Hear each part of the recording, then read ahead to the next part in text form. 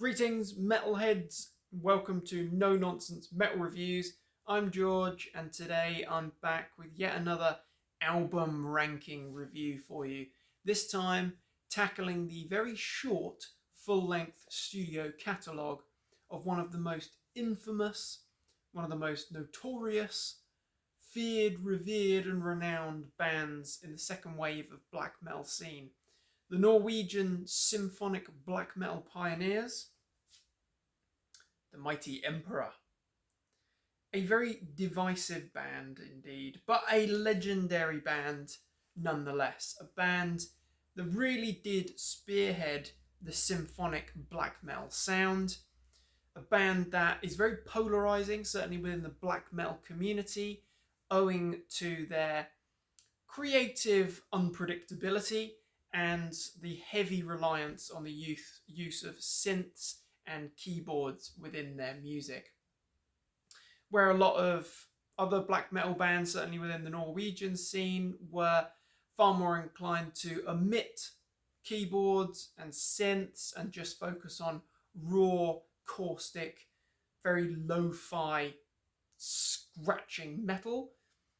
Emperor had even from the early days, had a far grander and more pronounced sound, much more full and experimental.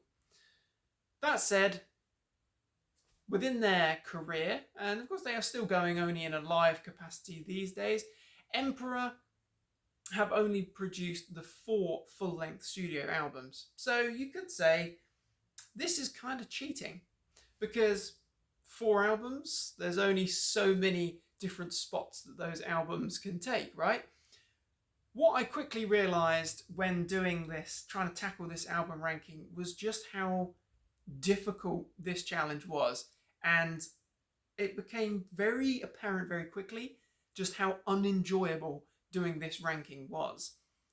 Owing simply to the fact that all 4 of these albums are brilliant. They are all, in their own way, in their own right, they are all fantastic albums. They're all rather different from each other. There's consistency and continuity there, but overall, they're all really good albums. They're all very different, but they all bear the characteristics and hallmarks of Emperor. And actually, this was bloody difficult. I did not enjoy this particular challenge. What I did enjoy was listening to some albums that I haven't actually listened to in, could be a couple of years in some of these instances anyway, or certainly getting on for, I don't know, a year plus at least. So, without further delay, we're going to tackle the album ranking of the Mighty Emperor in descending order. So going from my least favourite, which is still a killer album, still a great album, ascending order, in fact, from my least to my favourite. And do bear in mind, I totally appreciate there's a lot of devoted fans out there of Emperor, a lot of love for Emperor. This is entirely my own opinion. This is a simple reviewing exercise, tackling a great catalogue. You're entitled to your opinions, and do respect mine, of course. So, album number 4 then.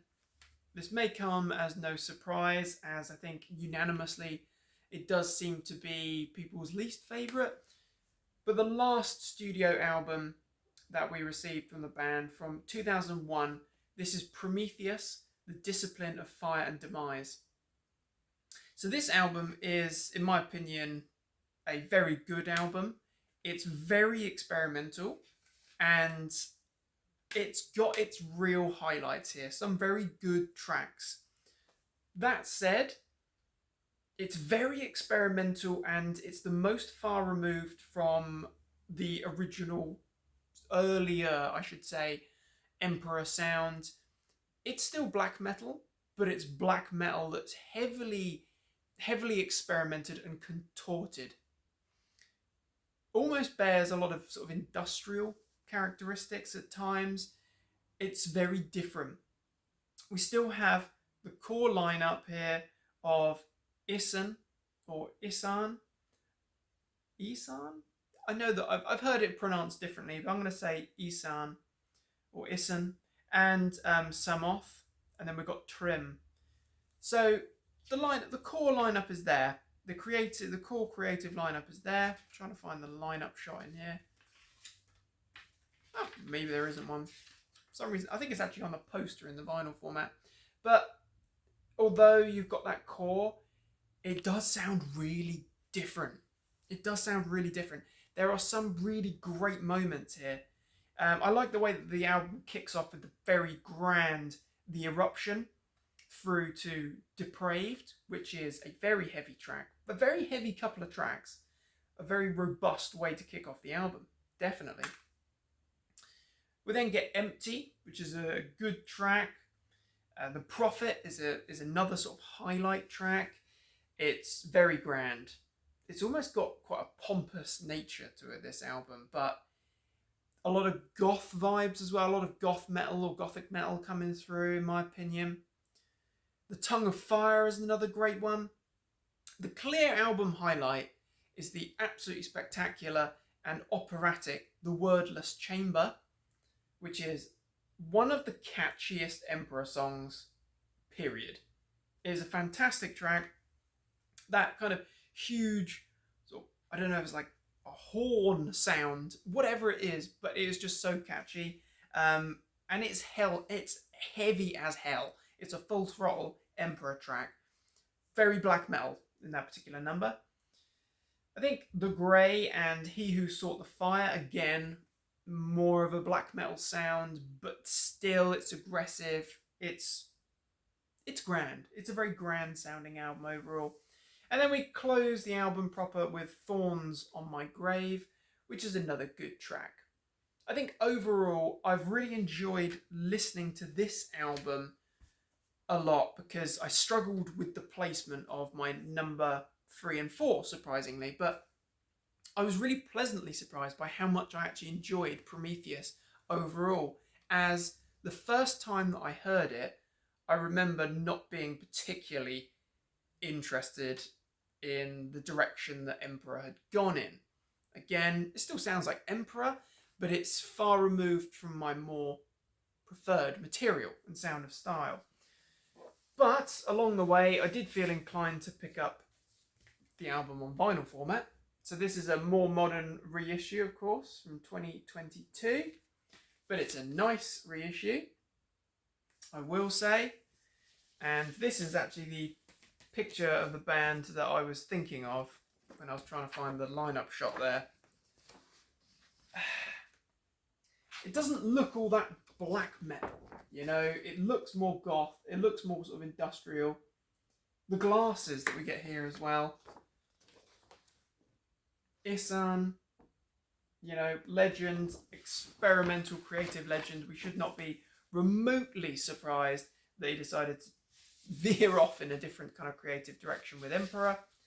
Actually, I'm just going to show this prop quickly because the colour scheme is crazy, but it's awesome. Prometheus for me is number 4. A very good album, just not my favourite Emperor, but still strong. And as I say, the one thing that I really have enjoyed about doing this ranking is really studying these albums and listening to them again in depth. Certainly Prometheus, I think it's definitely going to grow on me more and more with time. So number 4 for me is Emperor's last album from 2001, Prometheus, The Discipline of Fire and Demise. So, up next, album number 3 was actually the third full-length album from Emperor. This is 9, Equilibrium. An interesting album, and actually not in this particular nice little digi format. This was the first album of Emperor that I heard and owned. I did have a dual case copy bought many years ago when I was just getting into branching out from the initial cluster of metal bands that I had got into or heard, and I'd come across the name Emperor. Must have been on a festival lineup, Damnation or something, Bloodstock, don't know, many moons ago now. But I decided to check it out, and I picked up a copy of Equilibrium, and I just could not quite get into it. It was a little bit too out there and experimental for me, but Equilibrium falls at number 3 for me for a couple of reasons. One, because there's other Emperor albums that I enjoy a little bit more. And two, it's just that little bit better. Although still very creative and experimental, it's still, in my opinion, a little bit better than Prometheus. I think there is a closer association with these two albums. I guess they followed in not too far a succession. I think this was 1999. So they weren't that far apart. And there's almost a bit of a continuity in some aspects. But this is definitely the stronger of the two albums. I would say this is the heavier of the two albums between Prometheus and Equilibrium. Definitely. And it kicks off with one hell of an album opener, Curse You All Men, which is a monster of a track. That is an absolutely fantastic track. You know, it's absolutely fantastic. You know, sounding great here. It's raw, it's black metal, but it's so grand. It's such a spectacular album overall, and what a hell of a way to kick off the album. Into another ridiculously heavy track here, Decrystallizing Reason, which is fantastic. Absolutely love that number. A really brilliant full throttle Emperor track there. Love it. An Elegy of Icarus, another brilliant one. The Source of Icon E, which is an album highlight for myself. Really heavy, quite intricate compositions. Well, not quite intricate, very intricate compositions. But that's a characteristic that is all over all of Emperor's 4 studio albums. Stunning, but it does take a lot of digesting, in my opinion. Which is probably why, as a young, aspiring, deeper metalhead, underground metalhead, I struggled with this album. I struggled with Emperor initially, but then we get some more great tracks. We've got Sworn, Nonus, Equilibrium. Then we've got The Warriors of Modern Death and Of Blindness and Subsequent Sears.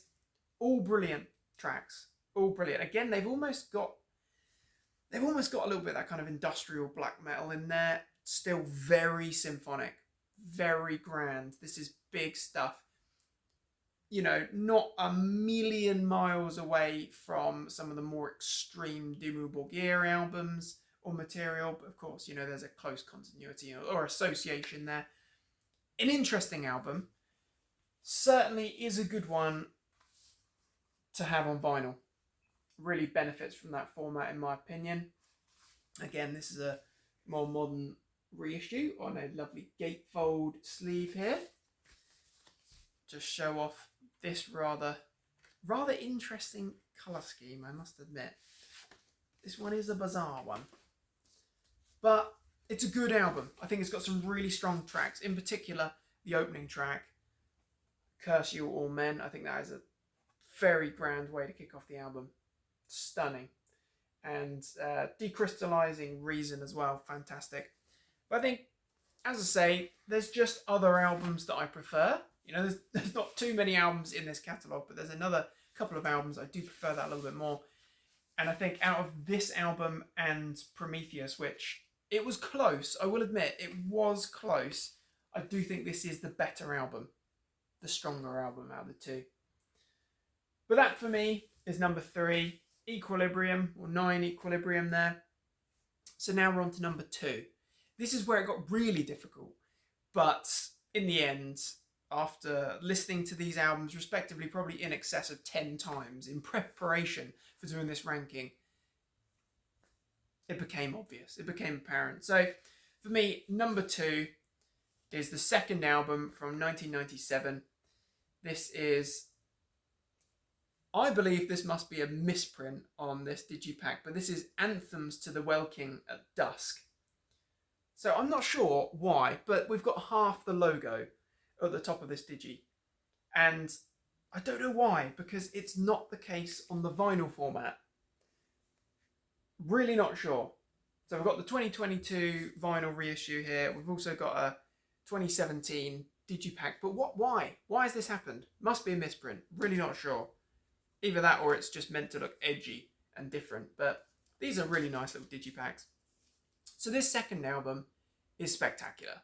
I think it's a fantastic album. This is much more rooted in the black metal sound.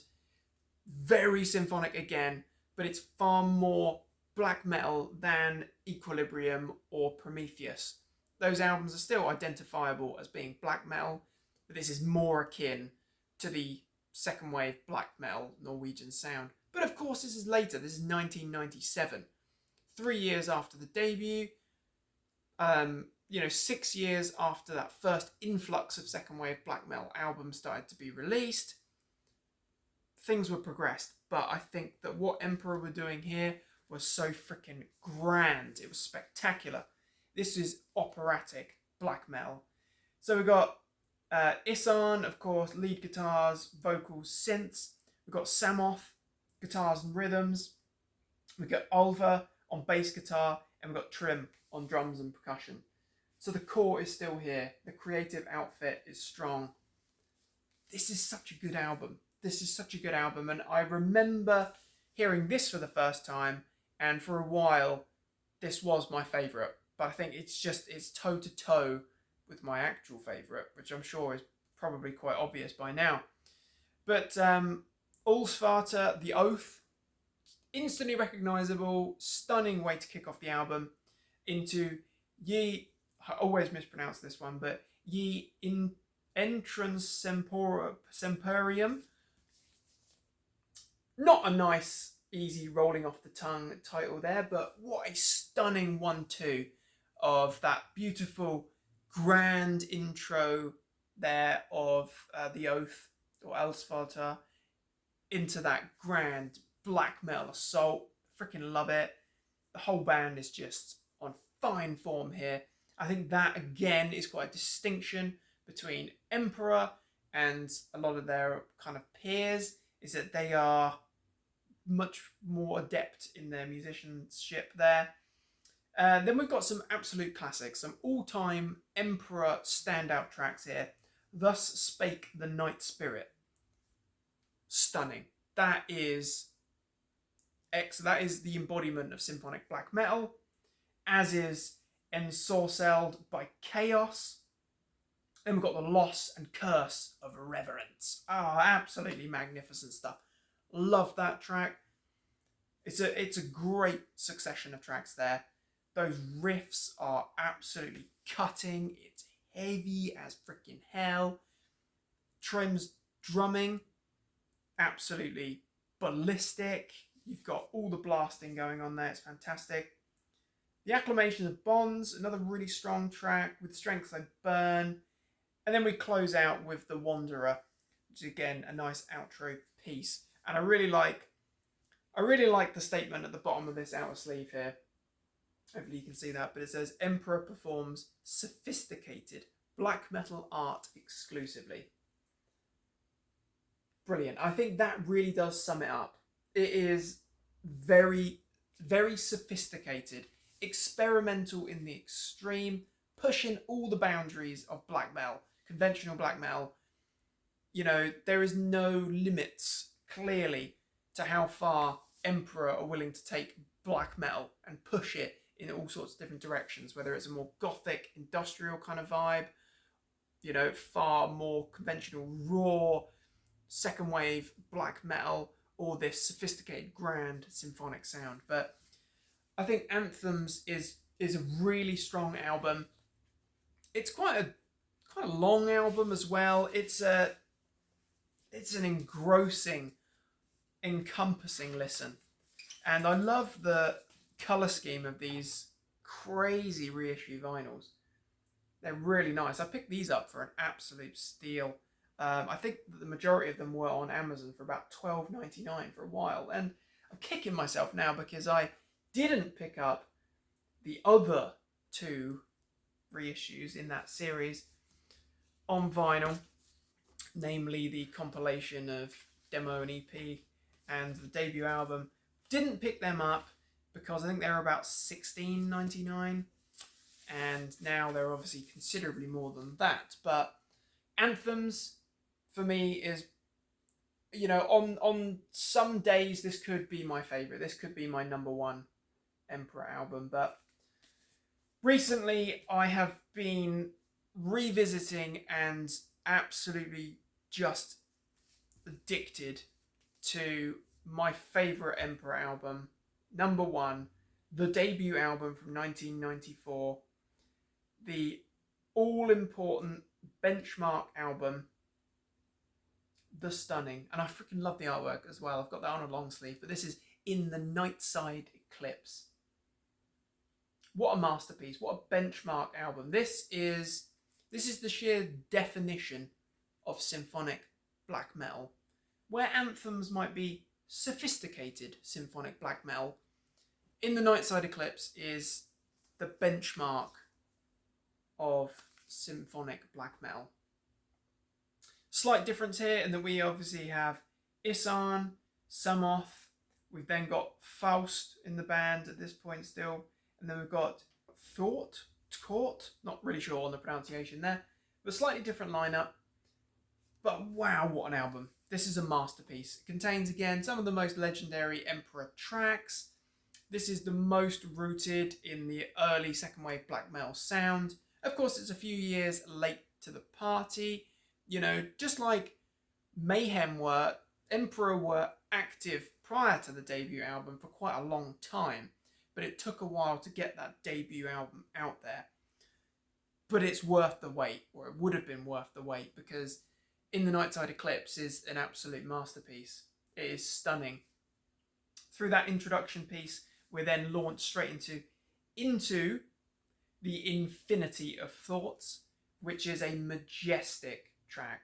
This has a much more, I want to say, sort of spiritual, expansive, all-encompassing sound to it than the latter material, certainly. This is the sort of black metal where you could be anywhere listening to this and you're transported to being up beneath the northern skies.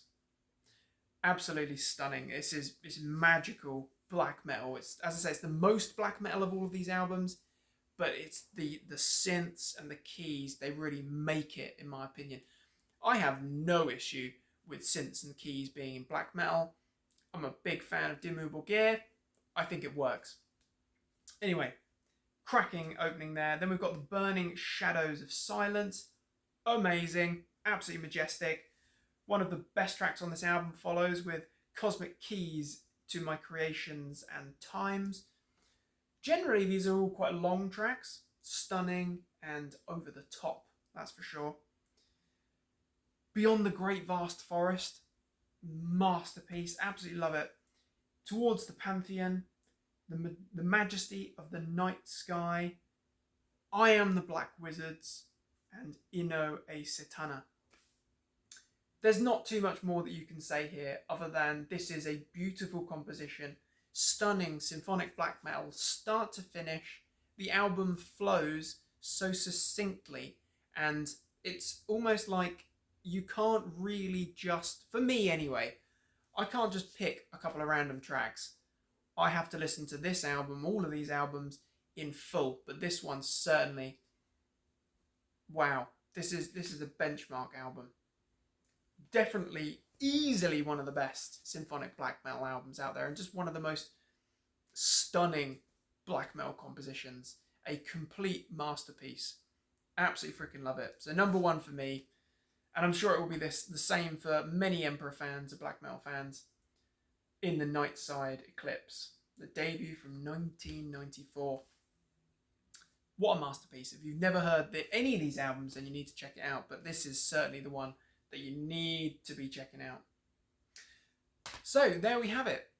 The ranking, the No Nonsense Metal Reviews ranking of the studio albums of the mighty Emperor, Norwegian black metal, symphonic black metal legends. So just to recap, at number 4, the final album from 2001, this is Prometheus, Discipline of Fire and Demise. Number 3, the third album, we got 9, Equilibrium from 99. At number 2, we had the second album, the equally brilliant, but just not quite as stunning as the debut. This is Anthems to the Welking at Dusk, and then the glorious #1, in my opinion, the debut as well, In the Nightside Eclipse from '94. I absolutely love Emperor. I neglected them for a long time, didn't really give them enough attention and effort, but as I said earlier in the review, the thing that I will take from doing this particular exercise and this ranking is just how diverse, how creative, experimental, and how good Emperor are as a band and how great their discography is. But of course, we cannot forget to mention, although it's not a studio album, I am going to mention the brilliance of this particular compilation. So this is Wrath of the Tyrants, which combines the demos and rehearsals from '92 and '94.